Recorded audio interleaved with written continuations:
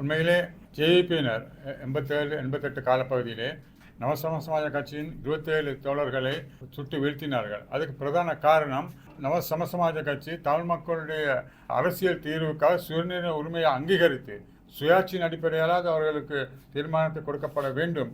அதே நேரத்தில் அப்போது கொண்டு வரப்பட்ட மாகாண சபையை அவர்களுக்கு அது அதிகாரம் குறைந்த ஒரு மாகாண சபை என்றாலும் அதை நாங்கள் நிர்வகிக்க அவர்களுக்கு இடமளிக்க வேண்டும் என்ற ஒரு தொழில்நுட்பத்திலே நாங்கள் அந்த மாகாண சபையை பாதுகாக்க வேண்டும், அதை ஆதரிக்க வேண்டும் என்ற நிலைப்பாட்டில் இருக்கும் பொழுது அந்த நேரம் ஜேவிபியினர் இந்த மாகாண சபைக்கு எதிராக குரல் கொடுத்தவர்களை சுட்டு வீழ்த்தி வந்தார்கள். அதிலே ஐக்கிய ஜனநாயகத்தை மதிக்கின்ற ஐக்கிய தேசிய கட்சி சார்ந்தவர்கள் 1000 பேர் கொல்லப்பட்டிருக்கின்றார்கள். எமது கட்சி அதை பிரதானமாக சுயநிர்ணய உரிமையை அங்கீகரிக்கின்றோம் என்ற அடிப்படையிலே எங்களது தோழர்களை சுட்டு வீழ்த்தி கொலை செய்தார்கள். கொலை செய்த மாத்திரமல்ல, முழங்காலுக்கு மேலே அவர்களை தூக்கிச் செல்லக்கூடாது என்ற கட்டளையும் பிறப்பித்தார்கள்.